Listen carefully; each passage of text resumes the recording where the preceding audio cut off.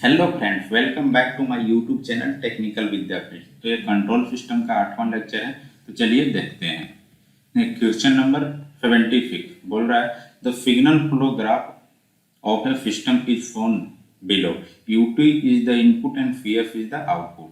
Input और output आपको दिया हुआ है और पूछ रहा है इसका आपको GF क्या है, CF बाई UF, यानी ट्रांसफर फंक्शन आपको मैंने निकालनी है। तो ट्रांसफर फंक्शन के लिए हम लोग क्या करते हैं कि पहले फॉरवर्ड पाथ पता करते हैं और फिर लूप पता करते हैं। तो चलिए देखते हैं फॉरवर्ड पाथ। तो देखिए ये फॉरवर्ड पाथ हो रही है, ये फॉरवर्ड पाथ क्या होती है, इनपुट से आउटपुट तक जाने वाला रास्ता। एक फॉरवर्ड पाथ हो गया, उसका वैल्यू लिख लेते हैं इधर। ये आपका आ जाएगा H0/F²। अब देखिए और कोई फॉरवर्ड पाथ है तो आप ऐसे भी जा सकते हैं। सेकंड फॉरवर्ड पाथ हो गया, उसको क्या लिख सकते हैं, H1 इंटू 1/F/1, यानी कितना आ जाएगा आपका H1/F। दो फॉरवर्ड पाथ। अब लूप फाइंड करना है। तो देखिए लूप हम लोग फाइंड करते हैं। तो आपको लूप ये दिख रहा होगा। लूप क्या होती है, जिस पॉइंट पे चले उसी पॉइंट पे हम आ जाए उसको लूप बोलते हैं। यानी एक लूप हो गया, उसका क्या वैल्यू है L1 का 1 इंटू 1/F इंटू -A1, यानी -A1/F। और कोई लूप है तो देखिए एक और लूप है। यहाँ से अगर चलते हैं हम इधर से होते हुए ऐसे आ जाएंगे तो एक लूप है L2, यानी L2 का वैल्यू क्या हो गया आपका L2 बराबर 1 into 1/F into 1 into 1/F into -A0, यानी ये हो जाएगा -A0/F²। और कोई लूप है तो यानी अब लूप नहीं है, यानी सारे लूप हम लोग फाइंड कर लिए। अब देखते हैं कि ट्रांसफर फंक्शन का फॉर्मूला क्या होता है। ट्रांसफर फंक्शन इक्वल टू होता है, आपको डेल पहले फाइंड करना है। तो डेल इक्वल टू क्या होता है, 1 minus sum of individual loop, यानी ये दोनों लूप को आप सम कीजिएगा तो कितना होगा A1/F माइनस A0/F²। फिर क्या करते हैं, प्लस लेते हैं और नॉन टचिंग लूप का सम करते हैं। तो देखिए दोनों लूप एक दूसरे में टच कर रहे हैं, यानी कोई भी नॉन टचिंग लूप नहीं है, यानी नॉन टचिंग लूप कितना है आपका 0 है। अब डेल वन फाइंड करते हैं। डेल वन क्या होती है कि अगर ये जो डेल निकाले हैं डिटर्मिनेंट है जो, उसमें फॉरवर्ड पाथ देखिए ये फॉरवर्ड पाथ 1 है P1, लेकिन P1 से होते हुए कौन ऐसा लूप है जो टच नहीं कर रहा है। तो आप देखिएगा कि फॉरवर्ड पाथ अगर 1 लिए हैं हम, इसमें ये फॉरवर्ड पाथ 1 लिए हैं तो इस पे ही लूप बन रहे हैं, यानी सारे के सारे लूप टच कर रहे हैं। ये वाले भी लूप टच कर रहा है, ये वाले भी लूप टच कर रहा है। अगर टच कर जाते हैं उसके वैल्यू आप 0 कर दीजिए, यानी डेल वन कितना हो जाएगा 1 हो जाएगा। अब डेल टू देखिए, अब देखिए फॉरवर्ड पार्ट 2 में कौन कौन लूप टच कर रहे हैं। तो 2 में देखिएगा आप जो ऊपर से आया हुआ है इधर पे, तो ये वाले लूप टच कर रहे हैं, बड़ा वाला जो L2 लूप है, मगर L1 नहीं टच कर रहा है। आपका L1 नहीं टच कर रहा है क्योंकि उसका कोई भी कॉन्टैक्ट नहीं है, यानी क्या हो जाएगा 1 माइनस, अभी हम बोले थे कि जो लूप टच कर जाता है उसका वैल्यू 0 कर दीजिए। तो कौन सा लूप टच कर रहा है, L2 कर रहा है। L2 का वैल्यू क्या था, ये वाला, इसका वैल्यू तो हम 0 कर देंगे, अगर इसका वैल्यू 0 नहीं करेंगे और जब ये मल्टीप्लाई करेंगे तो क्या माइनस माइनस प्लस हो जाएगा, A1/F इतना आ जाएगा। डेल वन और डेल टू भी पता चल गया, तो इसको ट्रांसफर फंक्शन में हम लोग निकाल लेते हैं। तो transfer function equal to P1 del one plus P2 del two upon del. जब आप P1 का वैल्यू कितना है देखिए H0/F², डेल वन का वैल्यू 1। अब देखिए P2 का वैल्यू कितना है H1/F, और डेल वन का वैल्यू कितना है, डेल वन का तो लिख लिया, डेल टू का लिखना है। डेल टू का कितना है आपका 1 प्लस A1/F, यही वैल्यू है आपका। Upon del. तो डेल कितना है आपका 1, मल्टीप्लाई करके लिख दीजिए माइनस साइन से, तो A1/F प्लस A0/F², इतना आ गया। अब ये जगह नहीं है तो हम ऊपर कितना आया था अभी ट्रांसफर फंक्शन, अब जब मल्टीप्लाई कीजिएगा तो आ जाएगा ये, नीचे में एलसीएम लीजिए F² आ गया H0 F² plus A1F A0, ये हो जाएगा। देखिए F² और F² ये कट जाएगा, तो ये आपका सिंपली, अब यहाँ दिया हुआ है कि H1 इक्वल टू क्या भरना है आपको, B1 भरना है, यानी H1 इक्वल टू B1 भर दीजिए, और H0 इक्वल टू कितना भरना है, B0 माइनस B1 A1 भरना है। तो आप यहाँ भरिएगा तो कितना हो जाएगा, ये अगर भरिएगा इसमें तो H0 का वैल्यू कितना भरना है, B0 minus B1 A1, H0 का भर दिए, H1 का वैल्यू कितना है, B1 है, तो सिंपली B1F, और H1 का वैल्यू फिर भरना है, तो H1 का वैल्यू कितना होगा, B1 A1, ये हो गया। अपॉन ये वाले लिखने हैं F² plus A1F plus A0। अब देखिए ये B1 A1 यहाँ माइनस में, यहाँ प्लस में है, कट गया, यानी ट्रांसफर फंक्शन आपका कितना आ गया, B0 plus B1F upon F² plus A1F plus A0, यानी ऑप्शन नंबर 1 किसमें दिया हुआ है, अब देखिएगा ऑप्शन नंबर 3 में, तो आपका मैच करेगा, यानी option 3 is correct. Next question देखते हैं 77। देखिए 77 में बोल रहा है, in the system which signal flow graph is shown in figure, U1F and U2F are input, the transfer function YF upon U1F is, ये भी ट्रांसफर फंक्शन पूछ रहा है। तो पहले नंबर हम लोग फॉरवर्ड पाथ देखते हैं, तो देखिए किसके किसके बीच में पूछ रहा है, YF और U1F, U2 के बारे में कुछ नहीं, केवल बोला है इनपुट है, यानी U2 आपका 0। तब यहाँ देखिए एक ट्रांसफर फंक्शन के लिए फॉरवर्ड पाथ लीजिएगा U1 से Y तक, तो ये हो जाएगा फॉरवर्ड पाथ 1, इसका वैल्यू कितना हो जाएगा, P1 का, यानी 1/L 1/F into K1 into 1/J into 1/F into 1, ये सिंपली आप कीजिएगा तो कितना मिल जाएगा, ये आप कीजिएगा तो आपको मिल जाएगा K1 अपॉन LJF², ये मिल जाएगा। अब देखिए और भी कोई फॉरवर्ड पाथ है तो नहीं है, इधर से भी नहीं जा सकते, इधर से भी नहीं जा सकते। अब लूप देखना है, तो लूप देखिए इसमें कितने हैं, तो एक देखिए, एक ये लूप बन जाएगा L1, L1 का वैल्यू कितना है, हम सिंपली डायरेक्ट लिख रहे हैं माइनस R अपॉन LF हो जाएगा। और एक देखिए एक ये लूप बन रहा है, ये L2, यानी L2 का वैल्यू कितना हो जाएगा, तो वही 1/L into 1/F into K1 into 1/J into 1/F into minus K2 कीजिएगा, ये आपका कितना आ जाएगा, K1 K2 upon LJF², minus K2 में है तो यहाँ पे माइनस होगा, तो L1 L2 पता चल गया। अब डेल निकालना है ट्रांसफर फंक्शन में, तो डेल क्या होता है, 1 minus sum of individual loop N1 plus L2, ये लिख दिए। डेल 1 निकालना है, डेल 1 फॉरवर्ड पाथ केवल एक है तो एक ही डेल 1 होगा। तो डेल 1 निकालने के लिए क्या करते हैं कि फॉरवर्ड पाथ में देखिए कि कौन सा लूप जो है वो टच कर रहा है, तो देखिए L1 भी टच कर रहा है, L2 भी टच कर रहा है, यानी दोनों लूप टच कर रहा है, तो वैल्यू 0 रख देंगे, तो सिंपली डेल 1 क्या आ जाएगा, 1 आ जाएगा। अब ट्रांसफर फंक्शन फाइंड करना है, तो ट्रांसफर फंक्शन क्या होती है, यही होता है। तो P1 का वैल्यू कितना है आपका,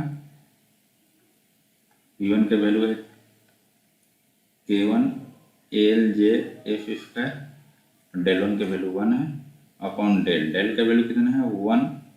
अब माइनस में मल्टीप्लाई करके लिखिएगा तो आपका ये क्या आ जाएगा आर अपॉन एल एफ, इधर मल्टीप्लाई करके लिखिएगा तो K1 K2 upon L J F square. LCM ले लीजिएगा तो आपका क्या हो जाएगा, ये देखिए एलसीएम लेंगे तो ए वाले और ए वाले कट जाएंगे, ऊपर में केवल बच जाएगा K1 और नीचे में क्या आ जाएगा L J F square plus R J F plus K1 K2, ये हो जाएगा। अब देखिए इसमें ऑप्शन नंबर कौन सा मैच कर रहा है, तो आप देखिएगा कि ऑप्शन नंबर आपका ए मैच कर रहा है, A is the correct answer. Next question 78 में बोल रहा है consider the following statement with regards to signal flow graph. पूछ रहा है the number of loop are 3। देखिए इसमें लूप कितने हैं, आप देखिएगा लूप, तो इसमें लूप क्या बोलते हैं, जिस पॉइंट पे हम चालू हुए उस पॉइंट पे हमको आ जाना है। तो आप देखिए एक ए लूप हो सकती है, यहाँ से गए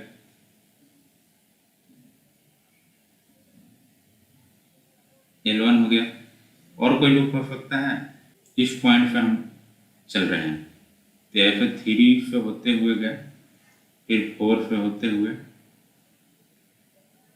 फिर उसी पॉइंट पे आ गए, यानी लूप 2 हो गया। अब लूप 3 देखिए, लूप 3 के लिए इस पॉइंट पे हम लोग जा रहे हैं 5 से होते हुए 4 से होते हुए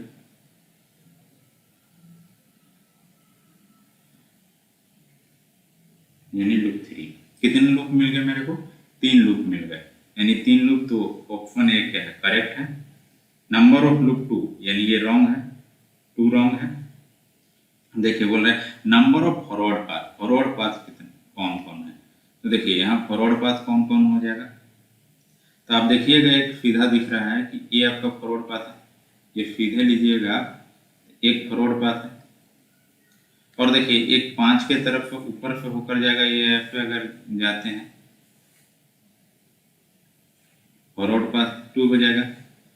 और देखिए एक फॉरवर्ड पाथ है, यहाँ पे जाते हैं ये 3 होते हुए ये 4 होते हुए अगर ऐसे जाएंगे यानी फॉरवर्ड पाथ 3 आ जाएगा। तो कितने फॉरवर्ड पाथ हो गए, 3, यानी ऑप्शन नंबर 3 भी करेक्ट है। अब पूछ रहा है C/R रेशियो कितना होगा, तभी हम लोग क्या बोले थे कि देखिए फॉरवर्ड पाथ 1 का वैल्यू कितना है, देख 1 × 2 × 4 × 1 यानी कितना हो गया 8। फॉरवर्ड पाथ 2 का वैल्यू कितना है, तो फॉरवर्ड पाथ 2 का वैल्यू है 1 × 5 × 4 × 1 यानी ये कितना हो गया 20। फॉरवर्ड पाथ 3 का वैल्यू कितना है, तो फॉरवर्ड पाथ 3 देखिएगा तो आपको मिल जाएगा 1 × 3 × 4 × 1 यानी ये कितना हो गया 12। 3 फॉरवर्ड पाथ हो गए और 3 लूप है। फर्स्ट लूप का वैल्यू देखिए कितना है, तो फर्स्ट लूप का वैल्यू देखिएगा तो आपको मिलेगा 2 × 4 × -2 यानी ये मिल गया -16 L2 देखिए, लूप 2 देखिएगा रेड वाला कलर में, तो 3 × 4 × -2 यानी आपका ये मिल गया 24। L3 देखिए, L3 क्या है यहाँ पे, L3 आपका 5 × 4 × -2 ये है, यानी -40 मिल गया। ये 3 लूप मिल गए।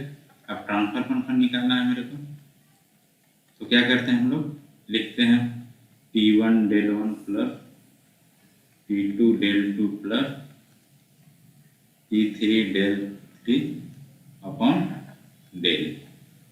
अब देखिए P1 का वैल्यू कितना है 8, अब del 1, अब यहाँ पर del 1 देखिएगा तो P1 पास में सारे टच कर रहे हैं लूप, तो ये हो जाएगा आपका 1।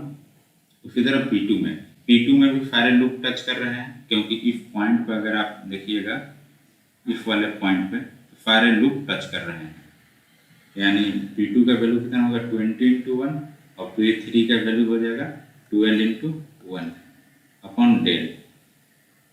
del का वैल्यू क्या होता है 1 - सम ऑफ इंडिविजुअल लूप, यानी सम कीजिएगा तो कितना हो जाएगा -16 -24 -40। नॉन टचिंग लूप कोई है नहीं तो उसका वैल्यू 0। जब ये कैलकुलेट कीजिएगा तो आपको कितना हो जाएगा 12 और 8, 20 40 अपॉन ये जब ऐड कीजिएगा तो आपको कितना मिल जाएगा 81, यानी कितना गेन हो गया 40/81, यानी 4 नंबर क्या है करेक्ट है आपका। तो 5 नंबर तो रॉन्ग हो गया, यानी 5 और 2 रॉन्ग है, 5 और 2 जिसमें अब रॉन्ग हो जाएगा, ये रॉन्ग हो गया, ये रॉन्ग हो गया, ये रॉन्ग हो गया, यानी option B is correct answer. देखिए ऐसे लूप निकाल कर हम लोग किए, मगर ये इसमें डायरेक्ट भी हम लोग गेन बता सकते थे। तो डायरेक्ट गेन कैसे बता सकते थे वो देखिए, आप डायरेक्ट भी निकाल सकते थे, क्योंकि आपको ये दिख रहा होगा, ये तीनों आपस में कैसे दिख रहे हैं पैरेलल में। पैरेलल में क्या होता है ऐड हो जाते हैं, तो ऐड होगा तो कितना हो जाएगा 10 हो गया। इस 10 के साथ ही 4 कैसा है कैस्केड में हो जाएगा, यानी मल्टीप्लाई होता है, तो 10 इंटू 4 कीजिएगा तो कितना हो जाएगा 40 हो गया। अब ये 40 के साथ है क्या है निगेटिव फीडबैक में है, -2 के साथ। निगेटिव फीडबैक में हम लोग क्या लिखते हैं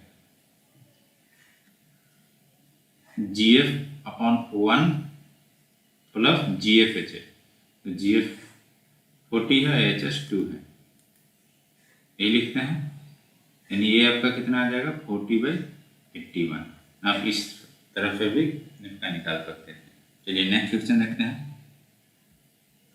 देखिए नेक्स्ट क्वेश्चन बोल रहा है इन फोर्स वोल्टेज एनालॉजी, और इसमें पूछ रहा है force is analogous to current, mass is analogous to capacitance, velocity is analogous to current, इस तरह के ऑप्शन दिए हुए हैं। तो पहले हम लोग जानते हैं कि फोर्स वोल्टेज एनालॉजी होता क्या है। तो देखिए एनालॉगस सिस्टम को हम दो तरह से रिप्रेजेंट करते हैं। चलिए एक एक देखते हैं कि फोर्स वोल्टेज एनालॉजी में क्या होती है। तो देखिए क्या होती है कि कोई भी आप मैकेनिकल सिस्टम को क्या कर रहे हैं, मेनली इलेक्ट्रिकल सिस्टम में हम लोग इक्विवेलेंट बना रहे हैं, सिमिलर बना रहे हैं, तो हम किस एलिमेंट को किस चीज़ से रिप्लेस करते हैं। तो उसके लिए क्या होती है कि मैकेनिकल सिस्टम में 3 बेसिक एलिमेंट होते हैं। जैसे पहला होता है मास, ये मान लीजिए मास है, इस पे हम कोई फोर्स लगाते हैं, एक फोर्स लगाते हैं, तो इस पे हम फोर्स लगाएंगे तो क्या होगा ये डिस्प्लेस होगा कुछ ना कुछ एक्स डिस्प्लेसमेंट से। तो ये अगर एक्स डिस्प्लेसमेंट से, तो इसका इक्वेशन हम क्या लिखेंगे, तो हम लोग जानते हैं न्यूटन का सेकंड लॉ है कि फोर्स इक्वल टू क्या होता है मास इनटू एक्सेलरेशन, और एक्सेलरेशन को क्या लिख सकते हैं dv/dt, और डिस्प्लेसमेंट के टर्म में क्या लिख सकते हैं m d2xt/dt, ये लिख सकते हैं। और एक 3 बेसिक एलिमेंट होते हैं, तो एक तो मास होती है, सेकंड होता है डैम्पिंग या डैम्पर बोलते हैं, डैम्पर एलिमेंट। तो डैम्पर एलिमेंट मान लीजिए इस तरफ से हम लोग इसको रिप्रेजेंट करते हैं। तो इस पर भी क्या है कि कोई फोर्स लगा तो ये डिस्प्लेसमेंट हो गया, मान लीजिए एक्स से, अगर फोर्स लगाए थे तो एक्स से डिस्प्लेसमेंट हो गया। इसका क्या लिखते हैं, और डैम्पिंग में जो रहता है वो डायरेक्टली प्रोपोर्शनल टू वेलोसिटी का रहता है, क्या रहता है ये, इसको रिप्रेजेंट करते हैं बी से। देखिए डैम्पर में क्या होता है, जो फोर्स होती है वो डायरेक्टली प्रोपोर्शनल टू वेलोसिटी का होती है। तो यहाँ पे आप देख सकते हैं कि अगर कांस्टेंट हटाइएगा तो एक कोई कांस्टेंट आएगा, प्रोपोर्शनलिटी कांस्टेंट हटाइएगा तो डैम्पर को बी बोलते हैं, बी टू बी।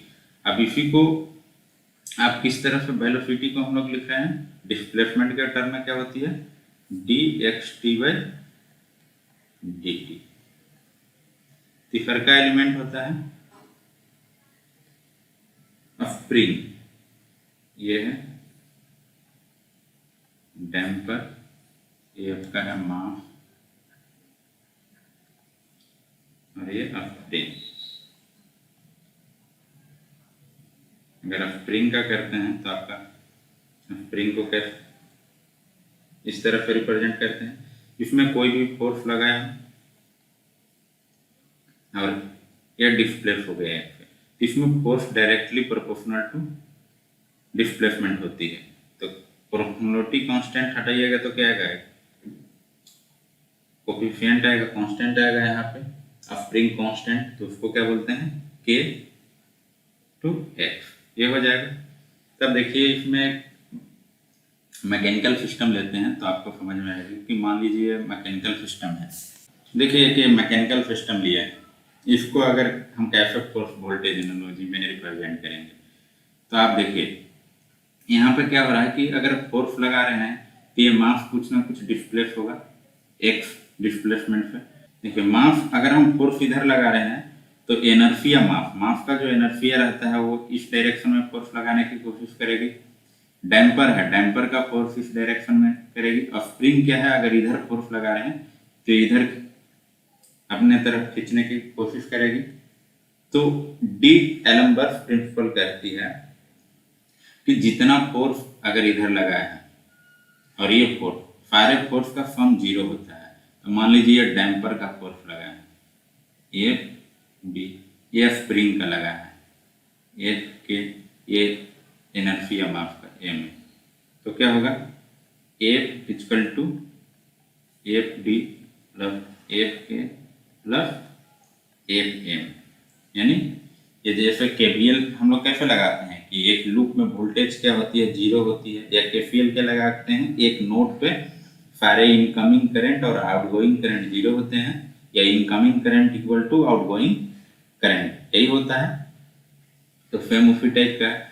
तो अब भी हम लोग बताएं कि डैम्पर को किस तरह से रिप्रेजेंट कर सकते हैं कि अगर x डिस्प्लेसमेंट हुआ है तो आप क्या लिख सकते हैं, b dx बाई dt।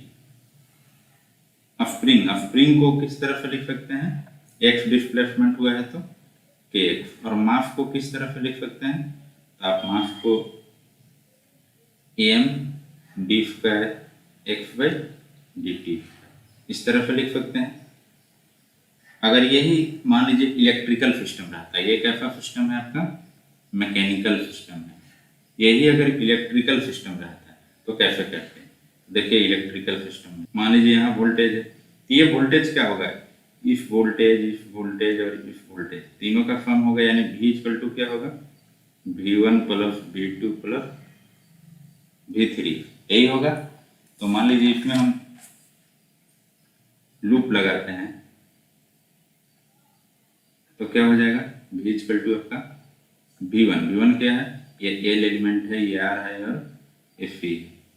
तो V1 आपका क्या हो जाएगा, L di by dt, V2 R है, RI, और C का क्या होता है, 1 बाई C I dt, यही होती है। अब भी हम लोग जानते हैं कि करंट I बराबर क्या होता है, dq बाई dt। Q क्या है, चार्ज है, तो I के जगह को रखेंगे तो V का आपका वैल्यू क्या हो जाएगा, V इक्वल टू आपका हो जाएगा Q बाई V, ये हो जाएगा। तो आप देखिए आपको यहाँ पे ये मिल गया, और मैकेनिकल सिस्टम में जो लगाए थे हमको क्या मिला था, फोर्स इक्वल टू ये इक्वेशन मिला था।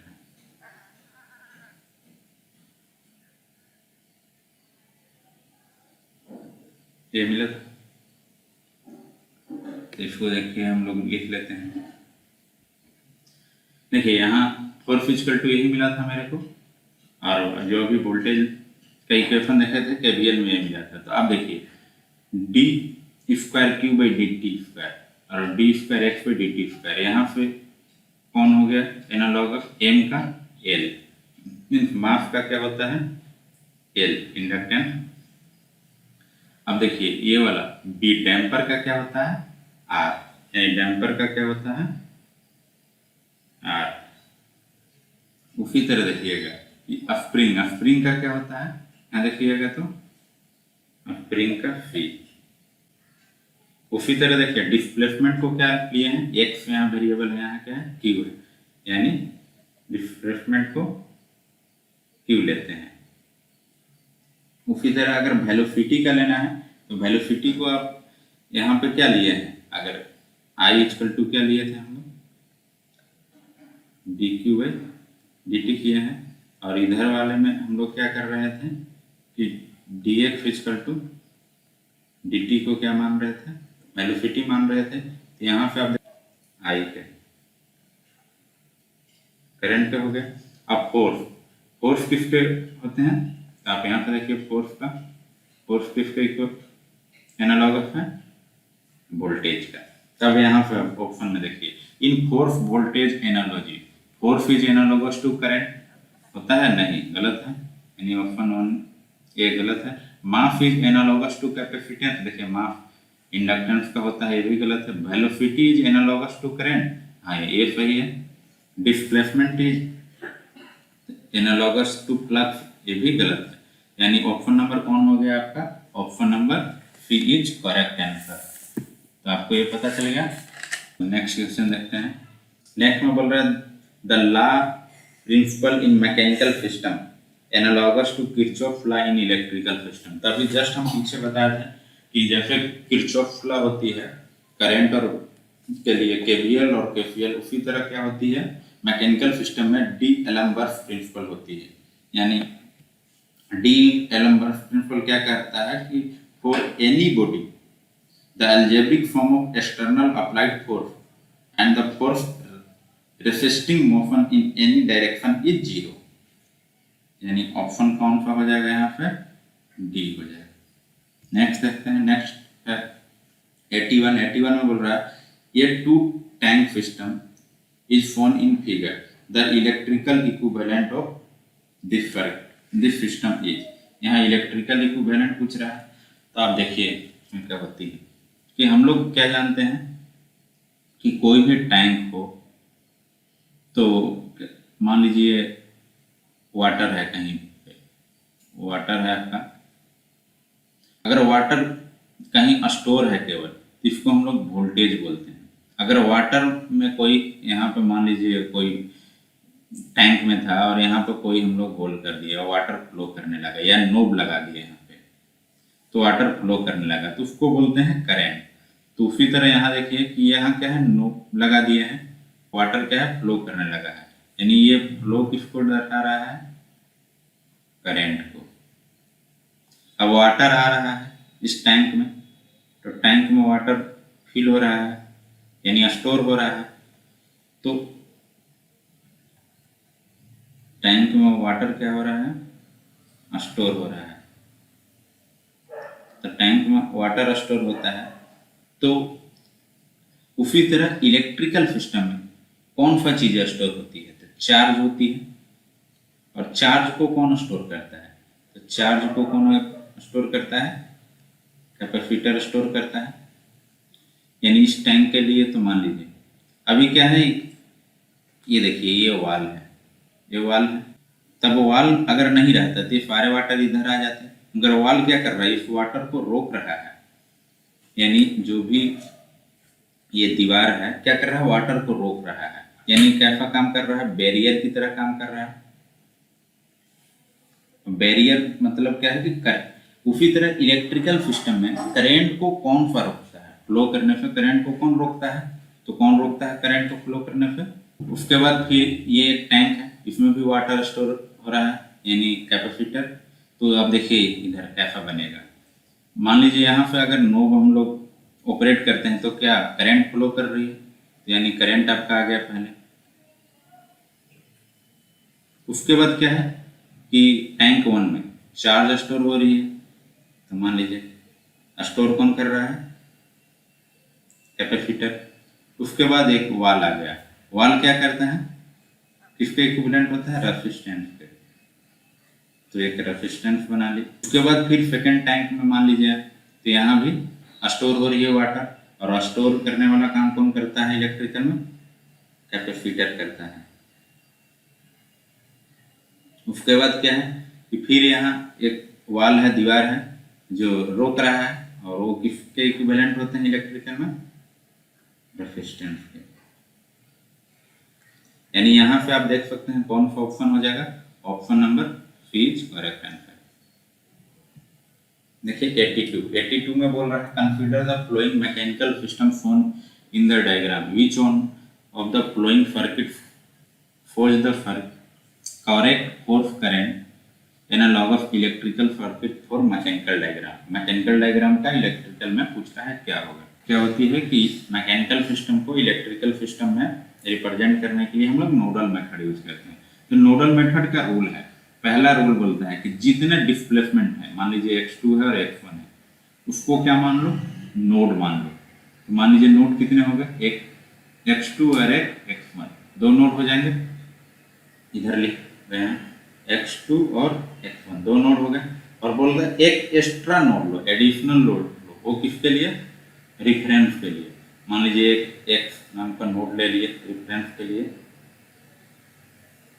अब होती क्या है कि जो भी मास है उसको कहाँ कहाँ के बीच में कनेक्ट करना है, नोड जो भी लिए थे प्रिंसिपल नोड, ये क्या है प्रिंसिपल नोड है, उसके और जो भी रिफरेंस नोड है उसके बीच में। तो x2 से देखिए, x2 से कौन है, m2 है, m2 को कनेक्ट कर दीजिए, m2 को कनेक्ट। x1 से क्या है, m1 है, तो आप m1 को कनेक्ट कर दीजिए, कनेक्ट कर दिए। अब देखिए ये दो तो कनेक्ट हो गए, बाकी चीजें अभी और है। तो देखिए x2 और ग्राउंड के बीच में क्या क्या कनेक्टेड है, K2 और B2, यानी x2 ये B2 कनेक्ट कर दिए। अब देखिए x2 और x1 के बीच में K1 कनेक्टेड है,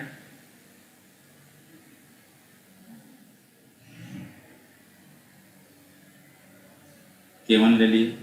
और B12 और K12 भी कनेक्टेड है, B12 ले लिए, B12 K12। और देखिए फोर्स किधर लग रही है, ये फोर्स है x1 पे, तो ये इसको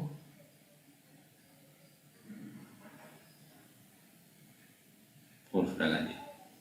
ये क्या हो गया आपका नोडल डायग्राम हो गया, इसका नोडल डायग्राम ही हो गया।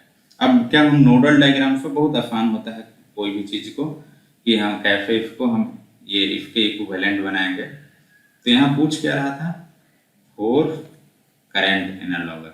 तो पहले हम लोग फोर्स करंट एनालॉगस देखते हैं कि होती क्या है, तब इस डायग्राम पे आएंगे। देखिए फोर्स करंट एनालॉगस में क्या होती है, देखिए ये आई करंट है, इसमें करंट I1 हो गया, इसमें I2 हो गया, इसमें I3 हो गया, यानी I इक्वल टू कितना होगा, I1 plus I2 plus I3 यही होगा।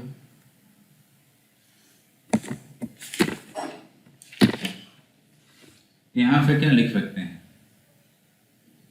देखिए I1 को क्या लिख सकते हैं, मान लीजिए वोल्टेज V है, तो I1 को क्या लिख सकते हैं, V बाई R। उसी तरह I2 को क्या लिख सकते हैं, 1 बाई L। उसी तरह I3 को क्या लिख सकते हैं, C dV by dt।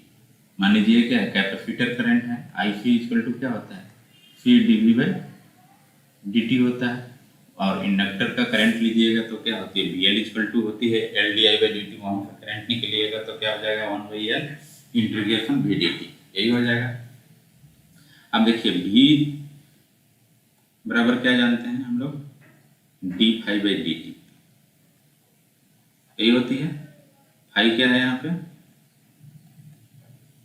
Flux है, तो I इक्वल टू आपका क्या हो जाएगा, यहाँ पे पुट कीजिएगा तो C D square phi by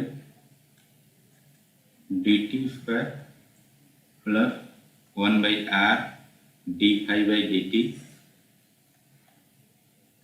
plus phi by L, ये हो जाएगा। देखिए अभी हम लोग क्या जानते हैं, ये तो पहले से हम लोग निकाल लिए थे कि मैकेनिकल सिस्टम में क्या होता है। अब उसी तरह ये देखिए कि ये जो है ये 79 नंबर के क्वेश्चन में निकाले थे, और ये अभी निकाले कि करंट फोर्स करंट एनालॉजी में होता है।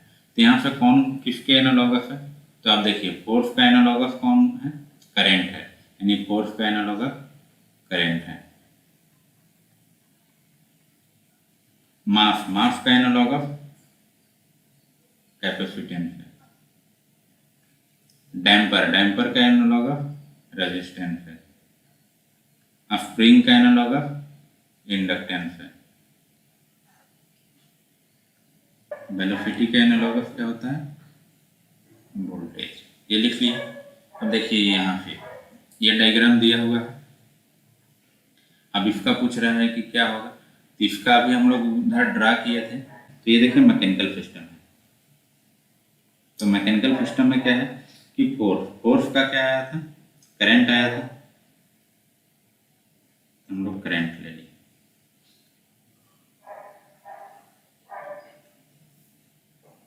उसके बाद इस नोट पर क्या है, फोर्स का लिए हैं, तो ये क्या है?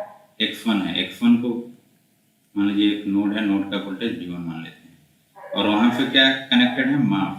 मास कनेक्टेड है ग्राउंड और नोड के बीच में। तो मास को किस में हम लोग रिप्रेजेंट करते हैं? कैपेसिटेंस से। तो M1 मास को C1 कैपेसिटेंस में हम लोग रिप्रेजेंट कर दिए। अब उसी तरह देखिए कि ए वाले मास को भी क्या करते हैं? कैपेसिटेंस से। तो हम लोग इस वाले मास को भी कैपेसिटेंस से कर दिया, C2 कैपेसिटेंस से, और यहाँ नोड पे V2 ले लिया, X2 की जगह V2। अब देखिए X1 और X2 के बीच में क्या क्या कनेक्टेड है? तो एक स्प्रिंग कनेक्टेड है। स्प्रिंग को किस पे करते हैं? इंडक्टेंस पे। तो आप यहाँ इंडक्टेंस पे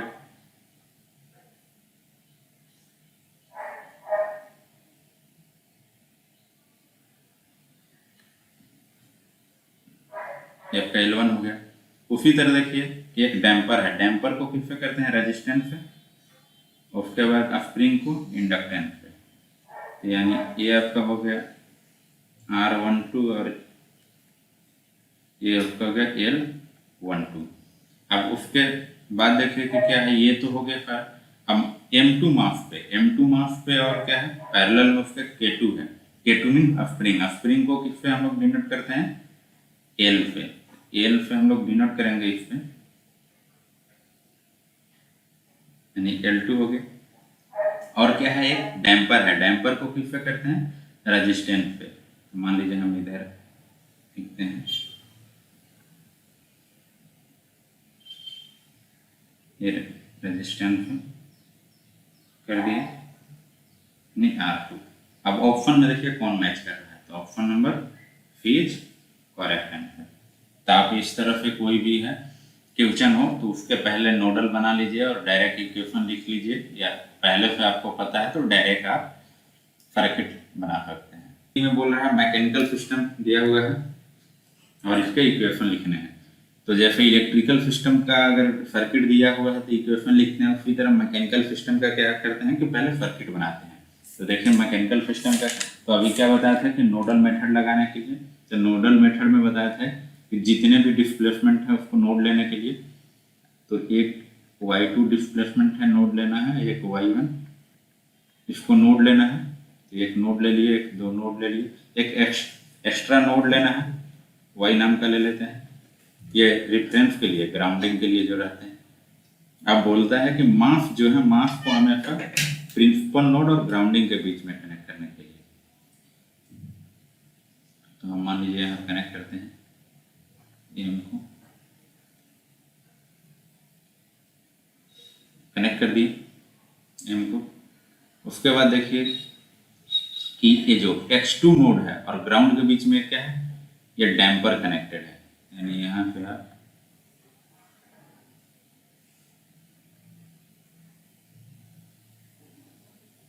डैम्पर कनेक्ट कर दिए।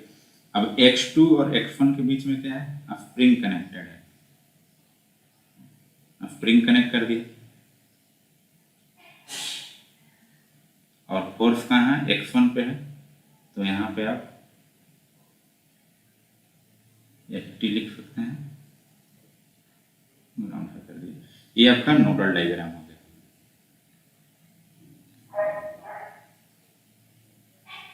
नोडल डायग्राम हो गया। अब इससे बहुत इजीली इक्वेशन लिख सकते हैं। मान लीजिए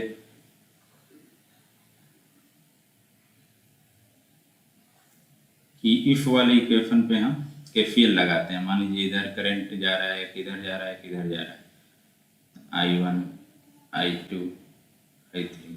हम लोग क्या जानते हैं KCL से कि I1 plus I2 plus I3 equal to 0, यही जानते हैं। तो इसको क्या कर सकते हैं इस तरह में लिखने के लिए, तो I1 को कितना लिख सकते हैं, मास के टर्म में मैकेनिकल सिस्टम है, तो मैकेनिकल सिस्टम के हम केवल I1 रिप्रेजेंट किए हैं, इलेक्ट्रिकल सिस्टम नहीं है। तो मास को हम लोग क्या लिखते हैं, am d स्क्वायर, और जो भी डिस्प्लेसमेंट रहता है y2 है वहाँ पे, तो y2 by dt square. Damper क्या क्या लिखते हैं, तो b d स्क्वायर, किस पॉइंट पर डिस्प्लेसमेंट हुआ है वो, और प्लस I3 देखिए, I3 क्या लिखते हैं, मान लीजिए नोड रहता है V1, ये V2 है, V1 है, और इधर करंट जा रहा है, तो क्या लिखते हैं इस तरफ है, जो भी कांस्टेंट है वो, और y2 minus y1 equal to 0, यहाँ से हो गया। अब ये तो क्या है कि इक्वल टू के इधर है, उस तरह आप कीजिएगा तो क्या आपको मिल जाएगा, m d square y2 by dt square plus b d square y2t by dt equal to k। इधर क्या आ जाएगा, y1t माइनस y2t। तो यहाँ से ऑप्शन देख सकते हैं कौन मैच कर रहा है, option number D is the correct answer. या इसका आप फ्री बॉडी डायग्राम लिखकर भी बना सकते हैं, आपका डी करेक्ट आंसर। देखिए 84 बोल रहा है, consider the flowing diagram for the multiple gear system shown in the figure, which one of the flowing give the equivalent energy referred to fast one। ये पहले क्या दिया है, एक टर्म दिया है गियर सिस्टम, देखिए यहाँ ये दिया है गियर सिस्टम। तो गियर होती क्या है, देखिए गियर होता है कि gear is a mechanical device used to intermediate element between electrical motor and load. यानी क्या होती है कि कोई भी मोटर और लोड है उसके बीच में क्या है, इंटरमीडिएट एक एलिमेंट है जो दोनों को कनेक्ट करता है, और ये क्या कर सकता है कि स्पीड को या टॉर्क को स्टेप अप कर सकता है या स्टेप डाउन कर सकता है। तो उसी तरह इलेक्ट्रिकल सिस्टम में कौन है जो स्टेप अप और स्टेप डाउन करे, यानी ट्रांसफार्मर होती है तो वोल्टेज को स्टेप अप कर दे या स्टेप डाउन कर दे। तो ये किसके एनालॉगस होता है, गियर जो है, गियर जो आपका है ट्रांसफार्मर का एनालॉगस होता है। देखिए गियर में कुछ चीज़ें होती हैं जो आपको याद रखना है, तो हम यहाँ लिखते हैं गियर में आपका एन आएगा, एन क्या है, ये नंबर ऑफ गियर जो है उसका रेडियस क्या है, आर क्या करता है, रेडियस को रिप्रेजेंट करता है, रेडियस ऑफ गियर व्हील।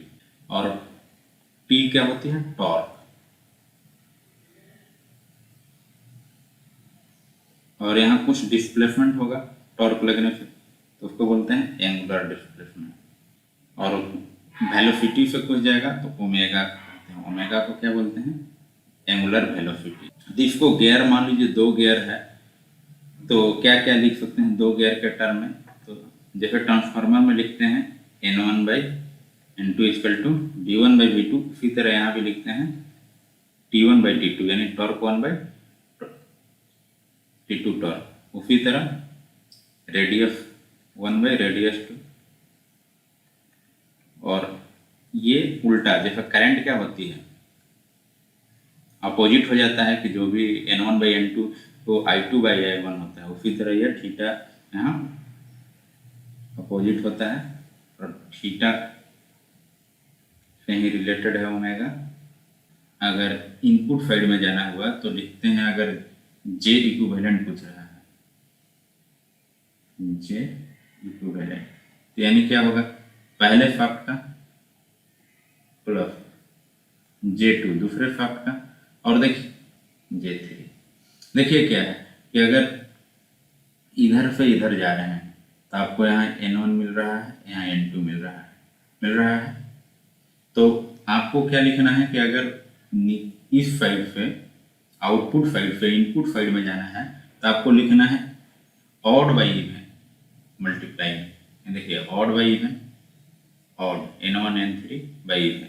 अगर इफी को हमको क्या करना रहता कि इधर जाना रहता, आउटपुट फाइल की तरफ जाना रहता, तो क्या लिखते हैं हमको, जे इक्विवेलेंट इक्वल टू हो जाता J1, ना देखिए इवन वाला ले रहे हैं, ये हो जाएगा J2 प्लस J3।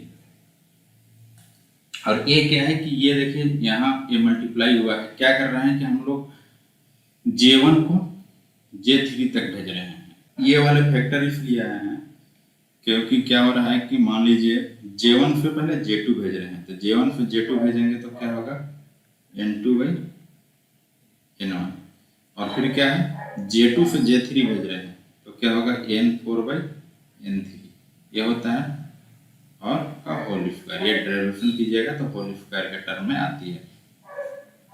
तो आपका यहाँ ऑप्शन क्या हो जाएगा, आपको फाफ्ट 1 की तरफ जाना है, तो फाफ्ट 1 की तरफ अगर आइएगा तो कौन सा ऑप्शन हो जाएगा, आप देख लीजिए यहाँ पे आपका हो गया A number option is correct answer.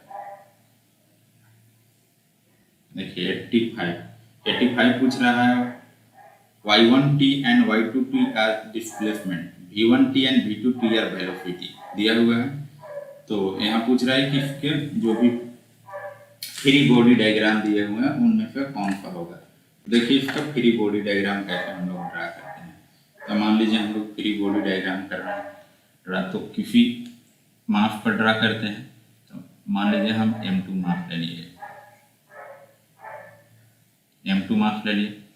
अब देखिए m2 मास पे क्या है कि फोर्स लग रहा है, क्या लग रहा है Ft इस डायरेक्शन में। तो मास क्या है, मास का इनर्शिया के कारण एक फोर्स लगेगा, मगर उस इनर्शिया के कारण फोर्स नहीं लगेगा क्योंकि क्या दिया हुआ है जीरो फ्रिक्शन, तो वो तो जीरो हो जाएगा। मगर स्प्रिंग के एक कारण लगेगा, तो एक स्प्रिंग के कारण लगेगा यानी F और एक डैम्पर के कारण लगेगा, तो डैम्पर के कारण कितना लगेगा F2b, ये हो गया। अब उसी तरह यहाँ क्या लिख सकते हैं कि F2 को हम लोग स्प्रिंग को क्या लिखते हैं, फोर्स जानते हैं कि स्प्रिंग डायरेक्टली प्रोपोर्शनल होता है यानी K2, और डायरेक्टली प्रोपोर्शनल किसका होगा, तो देखिए यहाँ इस मास के कारण डिस्प्लेसमेंट इतना हो रहा है, इस मास के कारण इतना हो रहा है, यानी ओवरऑल कितना डिस्प्लेसमेंट हो रहा है आपको y2t माइनस y1 कितना हो रहा है। उसी तरह अगर डैम्पर का लिखिएगा तो डैम्पर का क्या लिखते हैं हम लोग कि कोफिशिएंट डैम्पिंग का जो है यहाँ F2 दिया हुआ है n2 वेलोसिटी, तो वेलोसिटी क्या होगा, तो आपको वेलोसिटी मान लीजिए लिखना है तो क्या लिखते हैं, जैसे dy2 अपॉन dt को क्या लिखते हैं y2 डॉट, ये लिख देते हैं। तो यहाँ पे क्या लिख देंगे आप y2 dot minus y1 dot, ये हो गया। अब देखिए यहाँ तो लिख लिया, अब मास 1 के लिए देखते हैं, ये मास 1 है। देखिए मास 1 में तो ये दोनों लग रहा है, ये स्प्रिंग और डैम्पर, यानी इधर जो लग रहा था ये K2 और F2b, अगर इस साइड क्या लग रहा है, एक स्प्रिंग और एक डैम्पर है। देखिए तो स्प्रिंग क्या है ये K1 और डैम्पर क्या है ये 1b। देखिए एक K1 को क्या लिख सकते हैं, एक K1 को हम लोग डायरेक्टली प्रोपोर्शनल होता है, तो यानी K1 इंटू किस वेलोसिटी पर हो रही है, किस डिस्प्लेसमेंट पे हो रही है, तो आपको y1 की डिस्प्लेसमेंट पे हो रही है, ये लिख देंगे। F1b को क्या लिखेंगे कि F1 इंटू वेलोसिटी, वेलोसिटी क्या होगा यहाँ पे केवल y1 है, y2 तो है नहीं। तब यहाँ से आप मैच कराइएगा, तो आपका कौन मैच करेगा, ऑप्शन नंबर ए। मगर क्या है कि यहाँ देखिए इस पे क्या आया है कि एक डॉट ये छोड़ दिया है प्रिंटिंग में, यहाँ एक डॉट आएगी क्योंकि ये दोनों तो फोर्स दोनों तरफ लग रही है, तो इसलिए यहाँ मिडिल में लिख दिया है क्योंकि दोनों सेम ही है। यहाँ देखिए और यहाँ देखिए, इसलिए option number A is the correct answer. तो आज के लिए इतना ही। मेरा वीडियो देखने के लिए बहुत बहुत धन्यवाद। Thank you.